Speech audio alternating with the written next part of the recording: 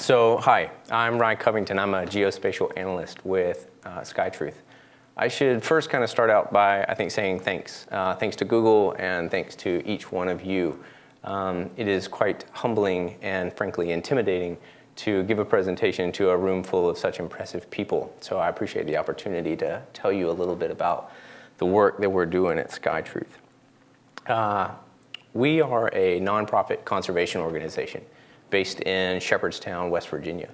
And we specialize in using satellite imagery and other information collected from satellites to identify, map, and monitor threats to our planet. We love Google. Their platform and products are the foundation of our most important environmental monitoring projects, including our work to develop the first ever annual footprints of mountaintop removal mining in southern Appalachia, stretching from 1985 all the way to 2015. And most recently, our launch of Global Fishing Watch, a partnership between SkyTruth, Oceana, and Google, of course, designed to track the world's commercial fishing vessels, or their sort of commercial fishing fleet. But these projects are really just the first steps. They're the first start. Environmental monitoring is arguably the most important sort of practical challenge for conservation to overcome. So at SkyTruth, we're using Google's products to make this process easier, faster, and less expensive. On land, we're working to automate the detection of new oil and gas activity. US public lands are under intensified pressure from the petrochemical industry. And there are several efforts to roll back existing protections and encourage new drilling. The challenge, though, is that there is often a discrepancy between what's on paper, so what's been permitted, and what actually exists on the landscape, making it quite difficult to get a very accurate picture of energy development's impact on the environment. So we're using high-resolution, high-cadence imagery available from Planet, combined with Earth Engine and several tools from Google's cloud platform to try to automate the detection of oil and gas wells and mining activity on public lands. Who cares? Why is this important?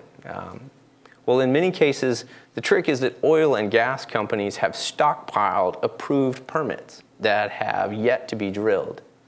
And highlighting the extent of this practice provides us with a very powerful counter-argument to opening up other public lands like the Arctic National Wildlife Refuge or the Big Cypress National Preserve to new drilling. At sea, we're working to automate the detection of vessels using satellite imagery. Many vessels regularly broadcast safety information. It's called Automatic Identification System, or AIS data.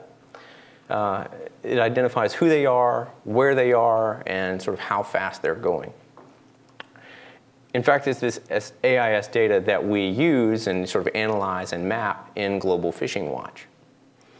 But really the problem is that it's not uncommon for fishing vessels to turn off these safety broadcasts while at sea, or for them to rendezvous with refrigerated cargo vessels, raising suspicions of illegal fishing activity.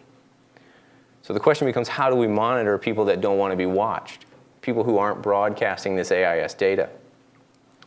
We're using radar imagery from the European Space Agency's Sentinel-1 satellite to detect and track vessels not broadcasting AIS data. And we're using this to try and identify fisheries where the potential for illegal or unreported fishing might be high. A more accurate picture of fishing activity creates opportunities for better management, right? We can revise catch quotas or, when necessary, increase patrols or enforcement. All of these efforts depend on Google's tools. They require storing millions of satellite images and teaching computers how to do what would take human analysts infinitely longer. Environmental monitoring, I am convinced, is the next big obstacle for conservation to overcome. Because if you can see it, well, frankly, you can change it. So at SkyTruth, we're trusting Google to keep us equipped with the tools that we need to do just that. Thank you.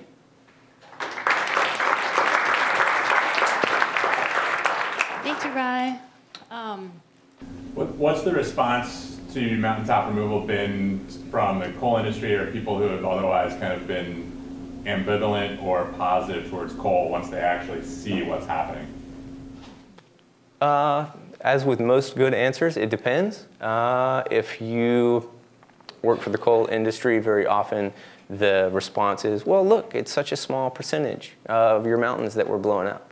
But when it is folks that live in these communities, often it is one of tremendous gratitude because they now have a visualization tool, right? That they can show people in other places, this is what we've been saying for so long. Finally, we can demonstrate it to other people and show them. So that's kind of a non-answer to what you were asking, but that's sort of been the general feeling, is that it kind of depends on, frankly, what camp they already are in.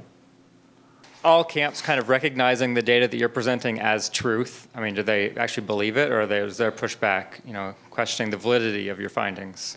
So far, there's always a little bit of pushback. We've had a few questions from folks, but in general, we have a publication coming out in PLOS One in a couple of, fingers crossed, in a couple of weeks.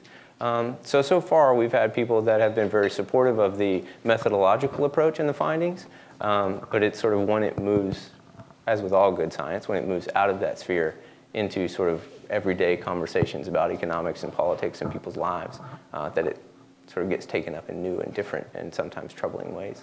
Awesome work, amazing and wonderful presentation. Thank you. What's your funding model to carry this out? I mean, how do you guys resource yourself generating this global public good and doing all this wonderful work? Sure. Well, we're foundation-based. And again, I'm probably the worst person to give this answer. But as far as I know, all of our funding comes from foundations. All right, awesome, Ryan. Cool. Thank you. Thank you.